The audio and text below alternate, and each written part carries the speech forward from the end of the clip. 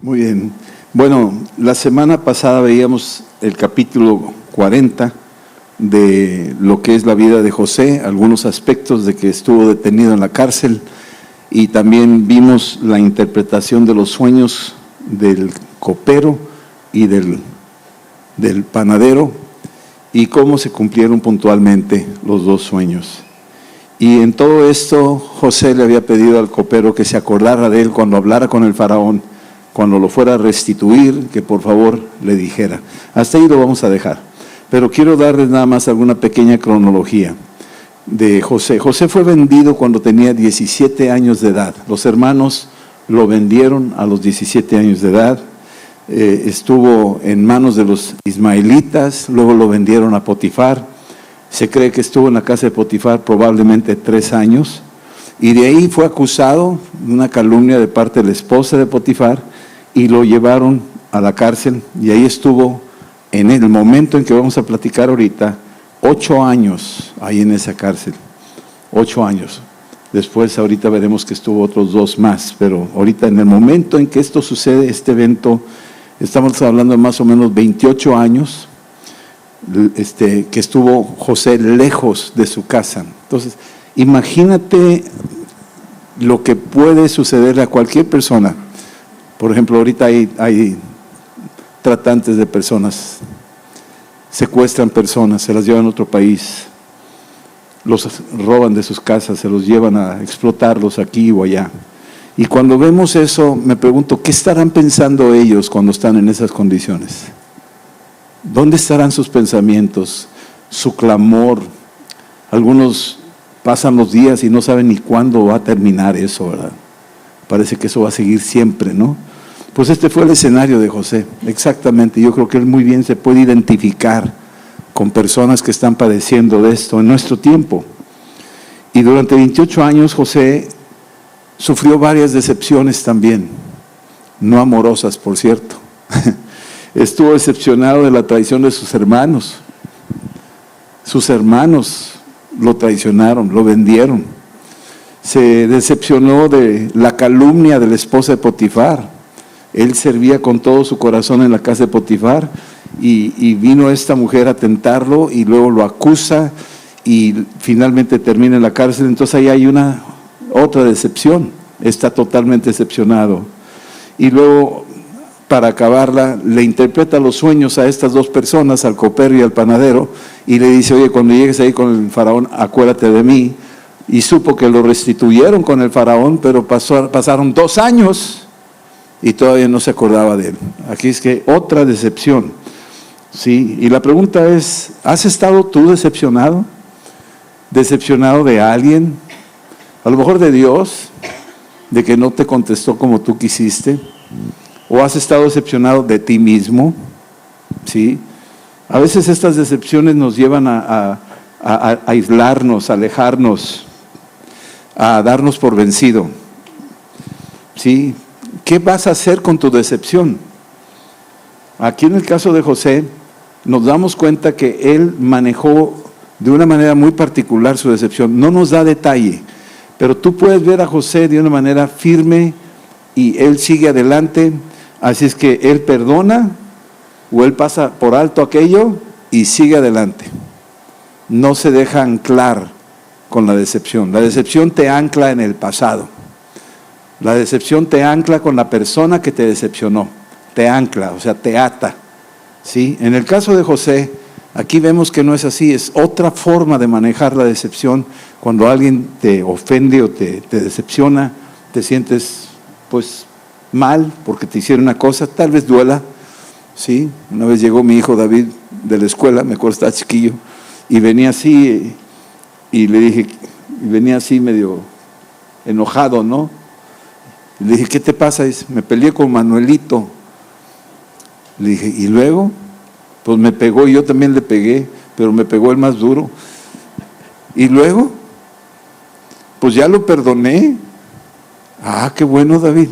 Sí, pero todavía me duele, dice.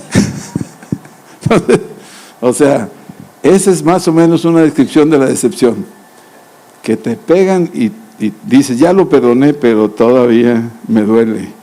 Todavía me trae recuerdos, aquella experiencia. Chifla, esta mugre mía se chifla cuando estoy acá arriba. ¿Por qué te chiflas? Ok. Bueno, pero hablando de la excepción, nada más un poco, no es todo el tema. Creemos, aún así, la Biblia me dice a mí que cuando estamos en esta situación de excepciones, sabemos que de alguna forma, y esto es importante que lo tengas bien grabado en tu corazón, porque nos puede pasar, a lo mejor ya te pasó, te está pasando, te va a pasar, pero lo que creemos que hizo José fue creer que Dios seguía trabajando. O sea, José no negoció su integridad, no negoció su caminar con Dios, y él creyó de que Dios seguía trabajando. Eso es todo, que Dios tenía un plan y un propósito. ¿Sí? Romanos 8:28 dice, sabemos que a los que aman a Dios, todas las cosas les ayudan a bien, y esto es a los que conforme a su propósito son llamados. Aquí José está basándose en estos principios bíblicos, de los cuales son importantes que los tengas en tu haber, que los tengas como una llanta de refacción cuando se te ofrezca. Acuérdate que lo que te pudiera pasar, alguna decepción, alguna situación complicada, debes de decírtelo. Sabemos que a los que aman a Dios, todas las cosas les ayudan a bien. Esto es, a los que conforme a su propósito son llamados. Si estás alineado al propósito de Dios y tienes un llamado, todo eso, por más complicado que sea, se va a convertir en algo a tu favor. Se va a convertir en algo, y lo vamos a ver ahorita en la vida de José. Entonces, en Génesis capítulo 41, versículo 1, lo divide en dos partes. Dice que aconteció que pasados 2 años, tuvo Faraón un sueño. 2 largos años. Ya llevaba, aquí estamos viendo, 17 de joven, cuando lo venden 3 ahí con Potifar, y luego le echas otros 8, y ya vamos a 27, 28 años, ¿sí? Y otros 2 años más. José no sabe cuándo va a terminar el suplicio, no sabe cuándo va a terminar esto, ¿sí? Imagínate a Pablo, que quedó ciego, camino a Damasco. Él no sabía cuántos días más, o cuántos años, o toda su vida se iba a quedar ciego. Él no lo sabía. Estaba en una situación muy complicada.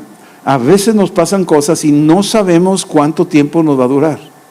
¿Cuánto tiempo va a durar esto? Piensas que a veces te rindes y dices, así va a ser siempre, pero no necesariamente. Dios, según sus planes, tiene propósitos para ti. Así que tuvo el faraón un sueño, dice ahí, después de 2 años que habían pasado de que el copero se había ido ya de la cárcel y había estado con el faraón, había sido restituido, y al otro lo ejecutaron. Se cumplió plenamente eso. Yo creo que José se enteró, porque era de la guardia del faraón, la guardia del faraón. Ahí están los principales ejecutivos, policías y demás, y él estaba ahí, y él seguramente se enteró cuando salieron estos 2 llamados por el faraón, y a uno lo restituye y al otro lo ejecuta, y se cumplió literalmente lo que dijo José. Pero esta persona que fue restituida se le olvidó, ¿sí? Y así es que empieza Dios a trabajar simultáneamente, como decíamos en el ejemplo anterior. Allá están jugando los del Barça, los de Barcelona, en alguna parte allá en Europa, y acá están viéndolo por televisión, comiendo palomitas, ¿verdad? Y viendo el programa, viendo la tele. Y como que tú ya lo das por hecho, que allá está la cosa, pero aquí se puede ver. Bueno, así está Dios. Allá está José y acá está el faraón. Parece que son 2 cosas totalmente independientes, que no tienen que ver una con otra. Pero Dios es el que está tejiendo los asuntos. Él es el que está haciendo las conexiones. Él es el que tiene un plan. Y no nos dice todo el plan. Puede pasarte eso. De hecho, yo creo que te ha pasado, o te estará pasando, o te va a pasar. La forma en que Dios tiene una conexión por otro lado y tiene por acá tu contacto. Y Él es el que establece su red, ¿sí? Para poder conectarnos. Entonces Dios comenzó a hablarle al faraón de manera misteriosa a través de sueños. Le habla a un pagano, es un pagano. Y tú dices, no puede ser que Dios le hable a un pagano. Claro que sí, Dios le puede hablar a un pagano. Ya lo hemos visto la clase pasada. Así que los sueños del faraón tienen una simbología, tienen varios tipos de símbolos que están ahí metidos, ¿sí?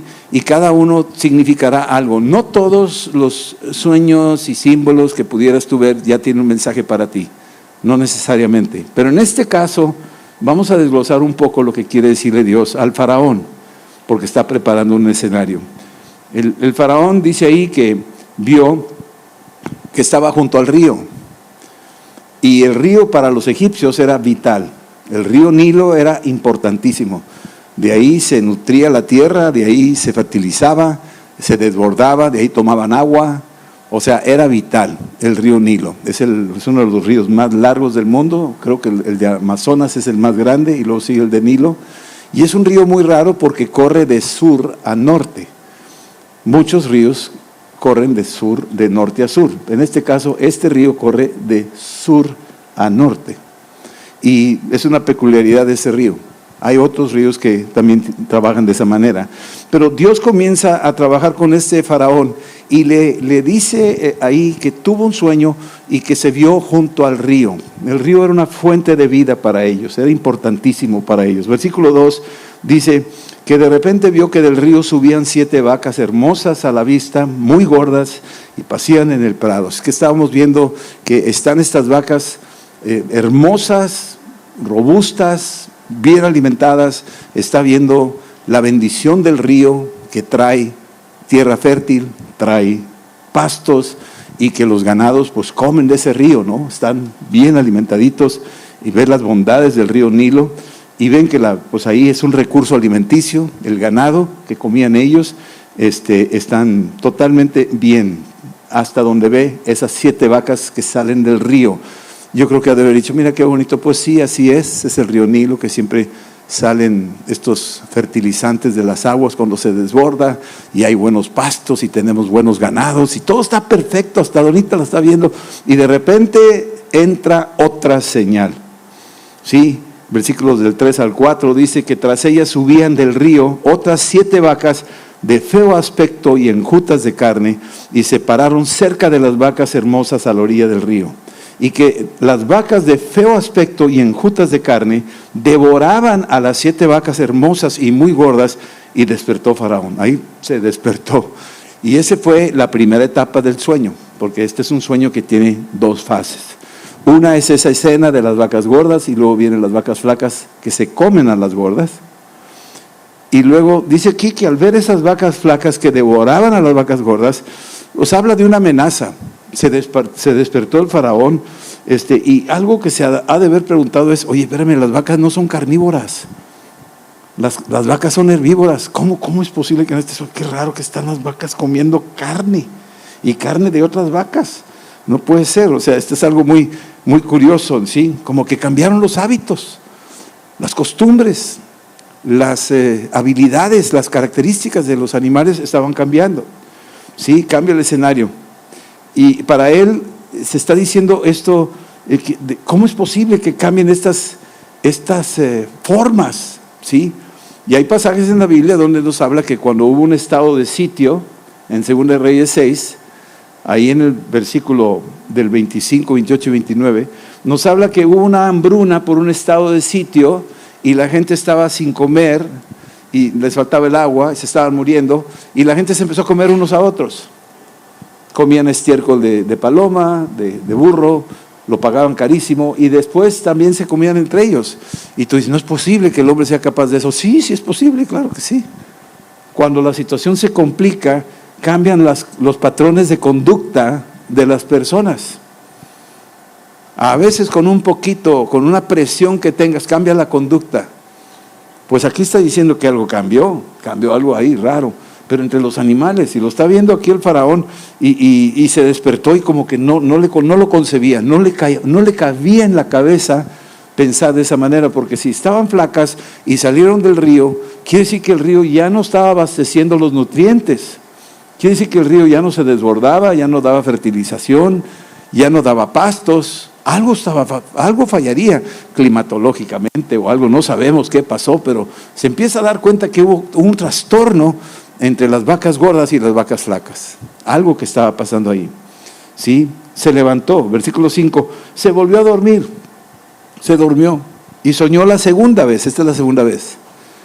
Y en esta ocasión vio a 7 espigas llenas, hermosas, crecían de una sola caña. Así es que las espigas pues son preciosas, las está viendo de una sola caña. Imagínate cuando salen de imagínate un maíz que te da 5 mazorcas, pues ahora te da 10 mazorcas. O te da 7 mazorcas, un solo maíz. Quiere decir que wow, o sea, se ve que está muy generosa esa tierra y muy productiva, ¿no? Sí. Y total, está viendo esto, pero las espigas son un símbolo de pan.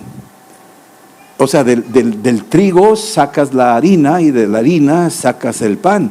Entonces está viendo esas espigas de 7 manojitos de granito que tiene cada una y dice, wow, la producción de pan que produce esto, y bien bonita, se me hace que va a salir un pan sabrosísimo, es lo que podría pensar. Sí, eran hermosas. Versículos 6 a 7. Y de repente, después de ellas salían otras 7 espigas menudas y abatidas del viento solano, del viento oriental. Y empieza a ver que estas espigas bonitas que están ahí, vienen estas espigas secas, menudas, que se habían secado por un viento oriental, y las está viendo, y de repente ve que se empiezan a devorar, invaden esas espigas, invaden donde están las espigas bonitas, y las van deshaciendo, se las van absorbiendo, las van consumiendo, hasta que se va acabando aquellas espigas que son fuente del pan. Y entonces se levantó ahora sí y dijo, wow, estoy soñando algo aquí, ¿qué está pasando? ¿Sí? Y versículo 8, sucedió que por la mañana estaba agitado su espíritu y envió a llamar a todos los magos de Egipto y a todos los sabios, y les contó el faraón sus sueños, pero no había quien lo pudiese interpretar al faraón. Aquí vemos que muchos de los personajes de la Biblia, y ya lo hemos dicho, muchos de los líderes, de los presidentes, primeros ministros, reyes, tanto en la Biblia como en la vida actual, están rodeados de brujos, por si no supieron, ¿verdad? Cuando hubo la toma de poder, brujos ahí metidos, chamanes y incienso y sacrificios, en el mismo altar donde estaban los altares de los sacrificios de los aztecas. Aquí estamos viendo la costumbre de estos reyes rodearse de ese tipo de gente porque manejan poderes. No menosprecies eso, no lo ignores, dice la Biblia en Corintios, 2 Corintios. No ignoramos las maquinaciones del diablo, no ignores eso, porque es verdad. El faraón tenía magos, tenía brujos, tenía divinos, que le pudieran ayudar a interpretar los sueños, que le pudieran dar estrategias para atacar a los enemigos, para hechizar a los ejércitos enemigos, seducirlos, envenenarlos, hacer algo en contra para ganar siempre. Eso lo manejan, aunque no lo creas, los gobiernos actuales del mundo lo manejan. Hitler manejaba eso, Stalin manejaba eso, Pinochet manejaba eso, Lázaro Cárdenas iba a ver al niño Fidencio, y aquí vimos al expresidente haciendo lo mismo con chamanes y brujos, inciensos y todo. Así es que esto es algo típico, y te voy a mencionar algunos de los casos bíblicos. El faraón en los tiempos de José tenía brujos y magos. El faraón en los tiempos de Moisés, Éxodo 5, tenía brujos y magos. El rey Saúl consultó a la divina en Endora, 1 Samuel 28. El rey Nabucodonosor también tenía brujos y magos, Daniel capítulos 2 y 3. El rey Belsasar tenía magos y brujos, Daniel capítulo 5. Y el procónsul Sergio, en Hechos 13, también tenía un mago llamado Bar Jesús. Entonces, estas personas que están en eminencia, están consultando con las personas equivocadas. Y estos controlan a las naciones, controlan a las multitudes. Están involucrados en muchas cosas. Carteles, drogas, armas, prostitución, etcétera. Y están oprimiendo a la gente. Y son instrumentos manejados por poderes de las tinieblas. Me estoy metiendo en un tema muy muy fuerte esta noche, pero para que estemos atentos. Entonces, este faraón tuvo un sueño de Dios advirtiéndole de lo que venía, pero no lo pudo interpretar nadie, ninguno, ni mago, ni brujo, ni nadie. Entonces lo que hizo fue, pues, ¿cómo le hago? Está ahí preocupado, ¿sí? Sin embargo, en el capítulo 41, versículo 9, el jefe de los coperos vio muy mortificado al faraón, y entonces estaba preguntándole a los magos, a los brujos, a los adivinos, y no sabían qué decir. Nadie sabía la respuesta, como suele suceder, porque hay revelaciones que solo le pertenecen a Dios y Él se las da a quien Él quiere. ¿Sabes tú que los magos del oriente que fueron a ver a Jesús, a esos sí les dio revelación Jesús? ¿Sabes por qué? Porque seguramente estaban buscando a Dios de una manera correcta. Y por eso ellos tuvieron la revelación que tenían que seguir la estrella hasta que lo encontraran. A eso sí. Pero a los chuecos no. ¿Sí estamos entendiendo?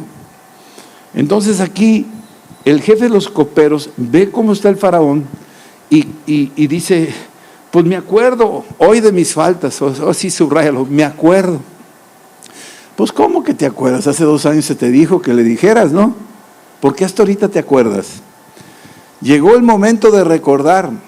Por alguna razón Dios esperó en todo este momento para preparar todo un escenario.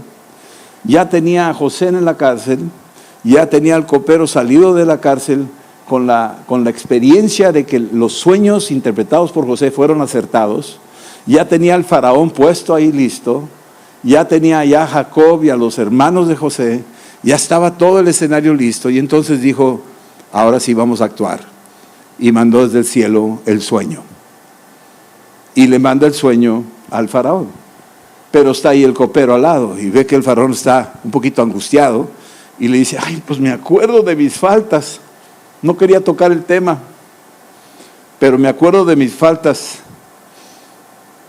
Y el Salmo 103, versículos 1 y 2, dice, bendice alma mía al Señor, y bendiga todo mi ser su santo nombre, bendice alma mía al Señor, y no olvides,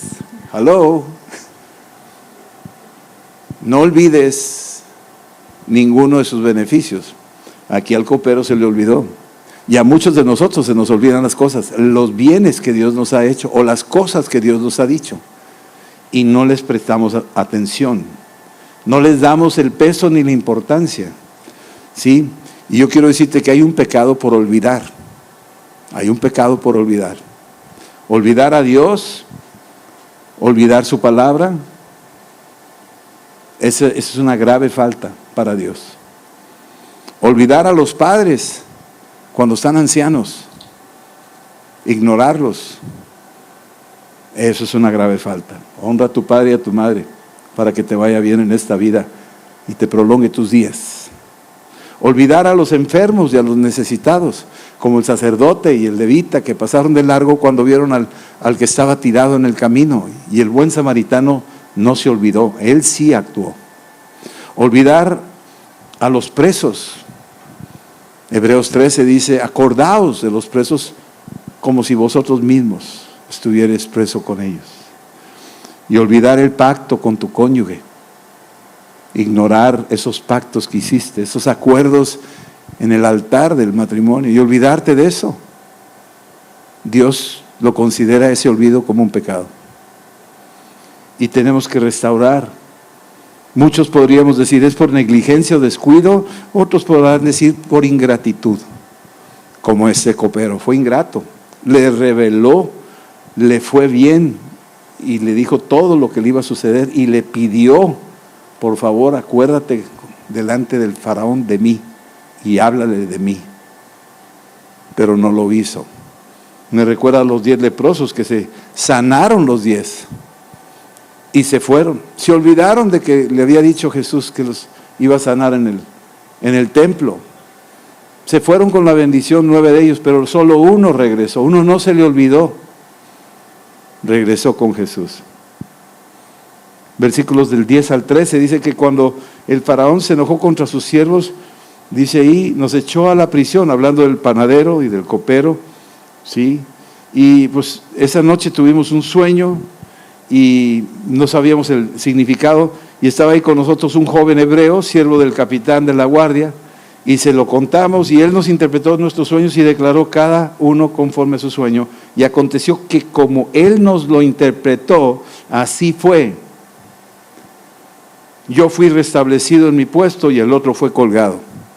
Así es que le está dando este copero ahora una señal al faraón, y el faraón le está llegando una luz de su laberinto, de la idea que él no podía resolver. Versículo 14. Entonces le cayó así como una revelación. Llámalo inmediatamente. El faraón dice, envió y llamó a José inmediatamente, y lo sacaron apresuradamente de la cárcel. Ahí está la palabra apresuradamente. El faraón dijo, tráigamelo, pero ya. ¿Por qué? Porque el sueño lo había atribulado. El faraón le dio tanto crédito a ese sueño, se le hizo tan real que no lo podía soltar. No sé si has soñado alguna vez alguna cosa tan real. Sí, a veces Dios te permite ver cosas tan reales. Sí. Y entonces fueron por él a la cárcel, lo afeitaron, cambió sus ropas, se bañó, yo creo, vino al faraón. Ya venía arreglado dignamente delante del faraón porque iba a estar hablando con el rey. Así es que el faraón está muy angustiado y muy incómodo con sus magos, pero buscaba a alguien que explicara rápidamente lo que había pasado. Y total, para lo que estamos viendo es como que llegó el día de la manifestación de los primeros brotes del sueño de José. El día de la manifestación donde José vio las estacas que se inclinaban delante de él. Empieza a ver los primeros brotes, como que empieza a brotar aquel sueño y empieza a cobrar vidas, empieza a ser realidad aquel sueño. Tal vez José no se estaba dando cuenta del todo. Él está en la cárcel y de repente lo mandan a llamar. José, vente rápido, rasúrate, báñate, órale rápido, porque el faraón quiere hablar contigo. Y dice, hijo, ¿qué va a pasar? Pues no sé, pero a lo mejor me van a cortar la cabeza. Y tú, rápido, te quiere ver el faraón. Y él no sabe que está en el camino del cumplimiento profético, pero ya está entrando por el camino profético. Camino de la cárcel a la corte del rey, ha de tener muchas preguntas. Tal vez temblaba, tal vez dudaba, tal vez decía, ¿qué va a seguir de esto? No lo sé, pero va camino para allá y camino para allá. Dios está cumpliendo los sueños proféticos de José. A partir de ahí empieza a ver los primeros brotes. Todavía no se ve el total del sueño cumplido, sino ya empiezan a ver las primeras señales de que hay vida, porque él pensó que sus sueños se habían muerto cuando lo tiraron en el pozo sus hermanos. Vuelve a pensar que se habían muerto cuando va en los camellos de los ismaelitas. Vuelve a pensar que se había muerto cuando está en la casa de Potifar como esclavo. Vuelve a pensar que está muerto cuando está siendo tentado por la esposa de Potifar. Y vuelve a estar ahí en la cárcel otra vez. Piensa que sus sueños van de mal en peor, no se van a cumplir. Ya los dejó a un lado probablemente, no lo sé. Lo que no dejó fue su integridad. Eso sí no lo dejó. Y entonces le dice el faraón, yo he tenido un sueño y no hay quien lo interprete, pero he oído que tú puedes y que oyes sueños y los interpretas. Y entonces José le respondió al faraón, le dijo, no está en mí, ¿sí? Dios será el que da respuesta propicia al faraón. Ahí podría haber dicho José, ay, qué buena oportunidad. Faraón, cómo no, con mucho gusto, mira, nada más vamos a hacer un acuerdo, ¿no? O sea, yo te voy a interpretar y tú me vas a soltar de la cárcel. ¿Qué te parece? ¿Está bien? ¿Hacemos un acuerdo? O sea, sacar ventaja. Y no hizo eso. Probablemente ya sabía que lo iban a agarrar, lo iban a usar y lo iban a refundir otra vez. Lo iban a meter otra vez a la cárcel. Pero no hizo eso. No aprovechó la coyuntura para su bien, sino para exaltar a su Dios. Aquí le está diciendo, no está en mí. Dios será el que le da la respuesta propicia al faraón. Lo ubica al faraón. En muchas ocasiones los hombres adoran a los hombres. Cuando llegó Pedro a la casa de Cornelio, se tiró al suelo Cornelio y lo adoró. Y le dijo Pedro, no Señor, enfócate bien, adora a Dios. Tú vas a Apocalipsis Y está ahí el ángel revelándole los misterios de Apocalipsis a Juan, y Juan se pone a los pies del ángel, y el ángel dice: no lo hagas, yo soy un consiervo tuyo, adora a Dios. Los enfoca. Y ahí es donde nosotros tenemos que aprender a enfocarnos. Aquí necesitaba José enfocarse hacia Dios, y con ese enfoque enfocaba al faraón. No soy yo, mira para allá, hazte un lado. Así es que le da la gloria a Dios. Versículo 17 al 24. Entonces Faraón le dice a José el sueño, le platica lo que vio, que había 7 vacas gruesas, carnes hermosas, estaban ahí comiendo en el pasto, y que las 7 vacas subían después de ellas flacas, otras 7 flacas, extenuadas, nunca las había visto de esa manera tan horribles, ¿sí? Y se devoraban a las 7 vacas gordas, y luego entraban en sus entrañas, pero parecía que no había pasado nada, porque seguían flacas y feas. Y entonces yo desperté, primer sueño, primera llamada, primera llamada, primera llamada. Vi también soñando 7 espigas que crecían en una misma caña, llenas, hermosas, y otras 7 espigas menudas, marchitas, abatidas del viento solano, crecían, ¿sí? Estas espigas enjutas, por decir así, y las espigas menudas devoraban a las 7 espigas hermosas, las invadían, las tragaban, las sofocaban. Eran como si fueran la cizaña que sofoca el trigo, más o menos el mismo principio. Ya se lo dije a los magos, pero no hay quien me lo interprete. Ya me imagino los magos ahí, todos ahí, Harry Potter y todos los demás estaban ahí, avergonzados. El faraón da bastantes detalles, más detalles en el sueño, en esta explicación que da. Pero el faraón está decepcionado de los magos. Versículo 25. Entonces respondió José a Faraón: el sueño del faraón es uno mismo. Fíjate qué rápido, qué puntual, qué acertado, qué bien José. Lo ve a simple vista, que para el otro no es entendible. Es como si él tuviera unos lentes proféticos y podía ver mejor que los otros que no estaban ahí, en bolas de ciegos ahí que estaban ahí. Y dice: mira, este sueño que tuviste es un sueño, es el mismo, es uno mismo. Y Dios le ha mostrado al faraón lo que va a hacer. Le está mostrando al faraón lo que va a hacer. Es el mismo sueño. Tú dices: ¿cómo es que es el mismo? Aquí hay vacas, aquí hay espigas. Sí. Sí, parece que son 2 cosas distintas para ti. Pero el mensaje que Dios trae es el mismo. El mensaje es el mismo. Y vas a entender por qué es el mismo. Ahorita vas a entenderlo. ¿Sí? Empieza a aclararle al faraón que los 2 sueños son uno solo. ¿Sí? Estos eventos, los 2 eventos, van a suceder al mismo tiempo. Va a suceder un tiempo de vacas gordas y va a suceder un tiempo de espigas frondosas. Al mismo tiempo. Es lo mismo. Pero al mismo tiempo va a suceder vacas flacas y feas y espigas enjutas, menudas, al mismo tiempo. El sueño es el mismo, pero está usando simbologías para que entiendas y agarres un cuadro completo de lo que estás viendo. ¿Sí?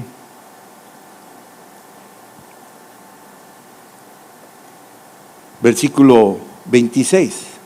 Las 7 vacas hermosas 7 años son, y las espigas hermosas son 7 años. El sueño es uno mismo. 7 más 7, 14. No, es el mismo sueño. Las vacas son 7 años, las espigas frondosas son 7 años, son 7, no son 14, son 7. Aquí no se suman, es la misma cosa. Fíjate la interpretación, es la misma cosa. 7, no dijo 14. Aquí está el don de ciencia en la vida de José. Tiene una percepción de misterios y ve más allá de lo que ves a primera instancia. Ve mejor que así nada más las cosas que vemos, como en el caso de Samuel, que vio a los hijos de Isaí y dijo: este es. Y Dios le dijo: no, ese no. Tú estás viendo otra cosa, estoy viendo otra. Llámenlo. hasta que llegó David. Ese es. Eso no lo veía Samuel. Traía todavía medio nublado ahí. Pero la revelación la da Dios. Así es que estamos viendo aquí José con el don de ciencia que puede ver cosas más allá de lo que el ojo humano puede ver, de lo que la lógica humana puede entender. Esa es una. Y tiene sabiduría sobrenatural también, porque acuérdense que los dones del Espíritu trabajan unidos, no nada más el don de ciencia, y no nada más el don de fe, y no nada más el don de sanidad. El de sanidad va de la mano con el don de ciencia, y va de la mano con el don de fe. ¿Sí estamos entendiendo? Vamos ahí, entendiendo esto de los dones del Espíritu. Están entrelazados. Uno puede prevalecer o sobresalir, pero los demás están trabajando y colaborando al mismo tiempo. En este caso, aquí José está hablando con don de ciencia, pero no solo eso, está hablando con fe, porque está convencido que lo que está diciendo se va a cumplir. ¿Sí estamos entendiendo? Va con fe. Y va con el don de milagros, porque lo que está diciendo es un milagro, porque está pudiendo entender un misterio que los demás no pueden entender. Eso es un milagro. Y está con el don de sanidad. ¿Qué está haciendo? Está protegiendo a la nación de una enfermedad mortal de hambruna. Están todos de la mano. Todos los dones trabajan en colaboración. Y dice aquí que José sale de la cárcel, ahora refinado, por decir así. Viene con una refinada que le tocó en la amargura, en el dolor. Yo perfecciono mi poder en tu debilidad. ¿Están entendiendo? Está perfeccionando su poder en la cárcel. Ahí perfeccionó su poder el Señor en la cárcel. Tú dices, yo no quiero estar en la cárcel para que perfeccione su poder. Yo quiero vivir en libertad aunque no tenga ningún don. No quiero los dones. Y Dios dice, no digas eso. Tú necesitas ese don y la gente necesita ese don, y a lo mejor Dios te va a meter por ese tipo de calabozos y ese tipo de pozos y ese tipo de situaciones, y Dios está trabajando. Si tú amas al Señor, todas las cosas te van a ayudar para bien si Él tiene un propósito glorioso para ti. Pero no te quejes, sino dile, Señor, ¿estás trabajando conmigo? ¿Estás haciendo algo conmigo? Explícamelo. No lo logro entender, sé que estás haciendo algo. Entonces, yo lo veo así como una comparación que oí hace muchos años.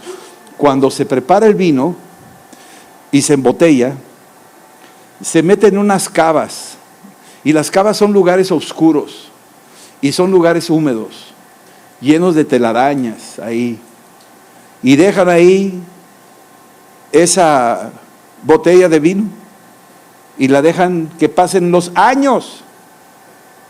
Pero el propósito no es para olvidarse de ella, sino que está sacando algo de ella. Los catadores, yo no soy de esos, ¿verdad? Pero nomás quiero que me entiendas, así opera para que saque algo de eso. Y ya cuando está lista, que pasan los años, ahora sí saca la botella y la pone en la mesa y la comparte con sus amigos. Eso es lo que Dios estaba haciendo con José. Lo tenía en una cava, en una cueva. Lo tenía entre las telarañas, lo tenía olvidado aparentemente, pero lo estaba preparando hasta que José estuviera listo, para que cuando estuviera listo sacarlo y ponerlo en medio de Egipto y en medio de sus hermanos, y que todos disfrutaran lo que Dios hizo en su vida, aunque a él le costó. ¿Sí estamos? Entonces, este es el ejemplo.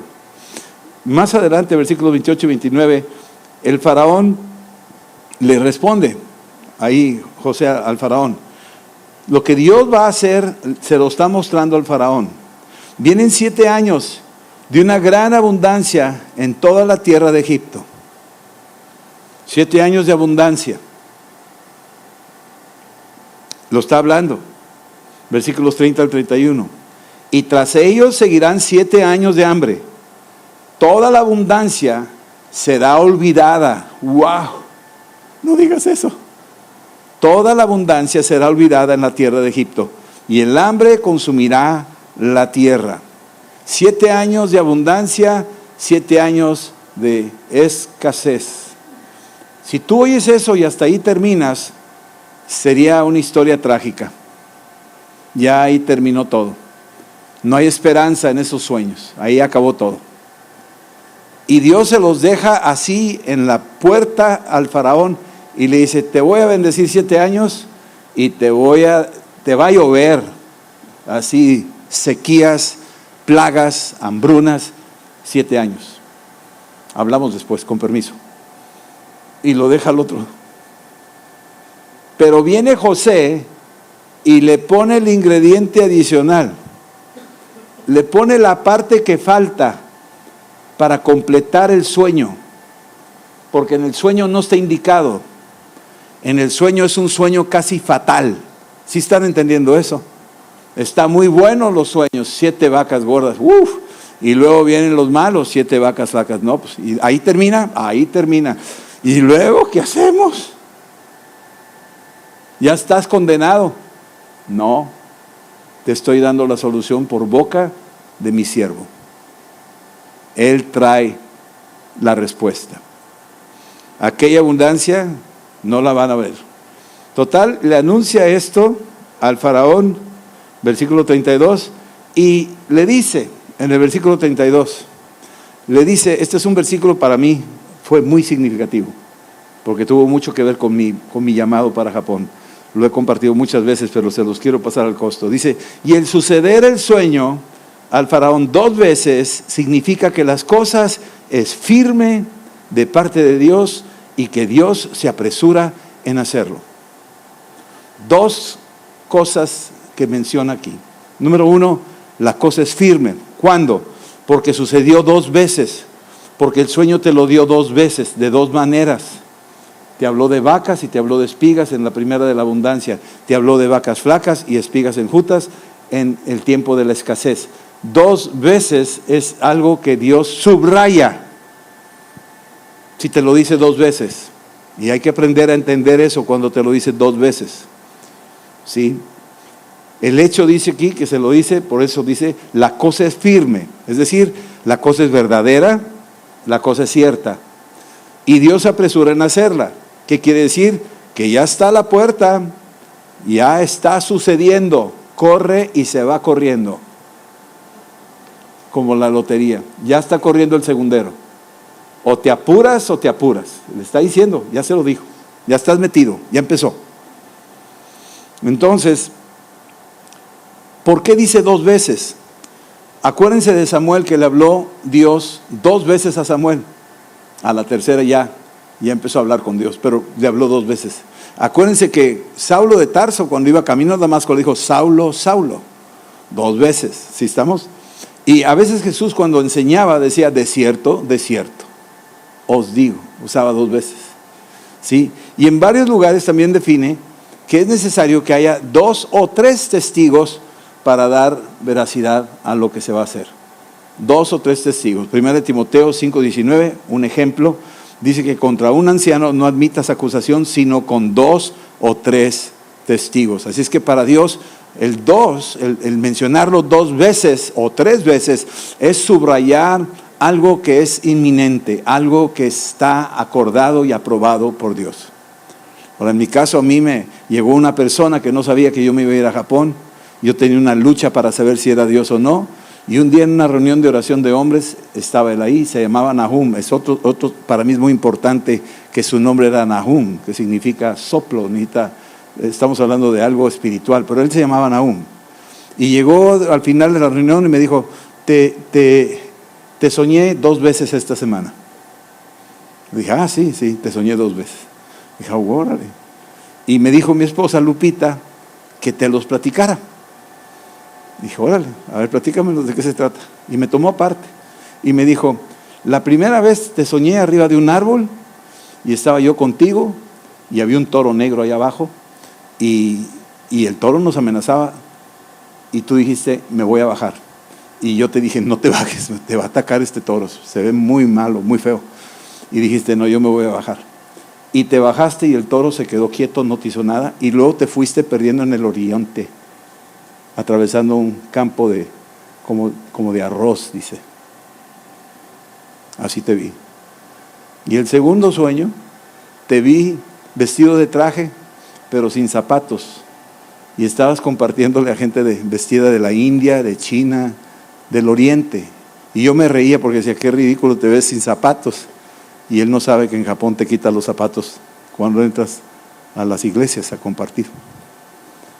Y cuando él me dijo eso, me fui a la casa. Y cuando llegué a la casa dije, Señor, ¿me estás hablando? Háblame. Y yo sí hice algo que no deben de hacer ustedes.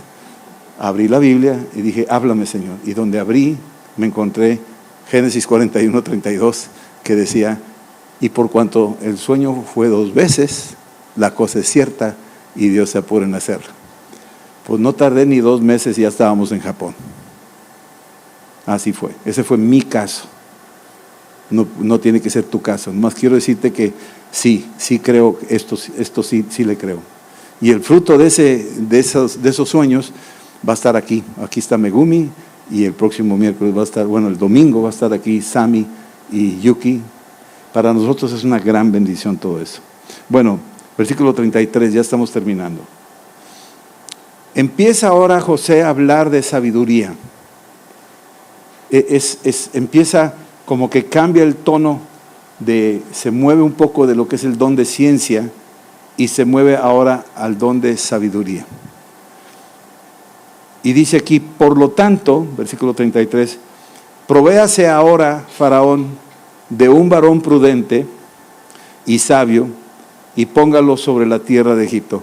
No se está promoviendo José. Cualquiera diría, ay, se está promoviendo. No. Él está diciendo lo que necesita hacer. Él es un administrador y él sabe que necesita una persona inteligente, una persona acertada, que sepa hacer las cosas y le está dando su mejor consejo. José es muy prudente, él lo sabe. Él ¿a poco era la última Coca-Cola del desierto? Seguramente había egresados de la Universidad de Egipto ahí, gente muy preparada, gente inteligente. Búscate uno que te ayude. ¿Sí? Le da una propuesta, una solución. Se convierte José en una fuente de sabiduría y el faraón empieza a tomar de ese río de sabiduría. ¿Sí?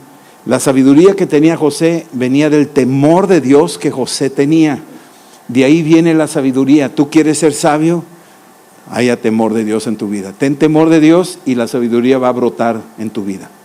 Temor de Dios es no hacer aquello que lo ofende, sino hacer aquello que le agrada. Eso es temor de Dios. Y te va a ir bien. Proverbios 9:10 dice, el temor del Señor es el principio de la sabiduría. Ahí empieza la sabiduría, cuando hay temor de Dios. Cuando alguien comete necedades, ahí te das cuenta que no tiene ni temor de Dios. Hace tontería y media. Eso lo vemos desde los gobernantes hasta los meros más sencillos. Cuando cometen tonterías, te das cuenta que no tienen temor de Dios, por eso cometen las burradas que cometen. Versículo 34. Haga esto, Faraón.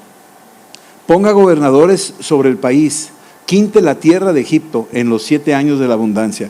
Empieza a darles así las sugerencias, las recomendaciones. José es un excelente administrador. Le mostró los talentos en la casa de Potifar y en la cárcel. Era un excelente administrador en la casa de Potifar. Potifar lo puso encima de todo porque era un hombre administrado. Cuando lo puso en la cárcel, igual, el carcelero lo vio en poco tiempo que era organizado. Uno de los problemas que vemos muy seguido es la falta de organización. Organiza tu casa, organiza tu closet, organízate. Todos necesitamos organizarnos. Es parte de la forma que estamos disciplinándonos y es una gracia de Dios. ¿Sí? Es un excelente administrador. José sabe lo importante que es organizar. Él conoce la importancia de las líneas de mando. Tienes que tener mando, pon gente insigne en un orden lineal. Este le rinde cuentas a este, y así. Y es la forma en que tú puedes tener éxito. Organízate. Si en la casa gobierna una persona y el esposo no tiene ni vela en el entierro, o los niños gobiernan a los papás, o sea, es un desorden. Pero si hay una línea de mando conforme al plan de Dios, va a funcionar muy bien. Estás organizándote. ¿Sí? José también sabe ahorrar. Él sabe ahorrar y también sabe diezmar. Dice quinte la tierra, o sea, quinte son el 20%. Ya no está hablando del diezmo, está hablando más allá. Dale más, suéltale, para que la bendición siga abundante. O sea, hizo que diezmara la nación. Hizo que diezmara hasta el faraón. y lo llevó más arriba. No te quedes con el 10, pégale al 20. Quinta, dale la quinta parte al Señor. Uy. Versículo 35. Le dice, junten esa provisión para los buenos años que vienen y recojan el trigo bajo la mano del faraón. Sí, y guárdenlo, subrayan. El ahorro es algo importante. Tenemos que aprender a ahorrar. Ahorrar para la vejez, ahorrar para cualquier cosa, tener un ahorrado, un guardado. No es pecado. Cuidado cuando se convierte en avaricia. Pero si tú tienes algo guardado para cualquier evento, eres una persona administrada. Es bueno ahorrar. ¿Sí? Bien. Y dice aquí, versículo Proverbios 30, 25, las hormigas es un pueblo no fuerte, pero en el verano prepara su comida. ¿Qué quiere decir?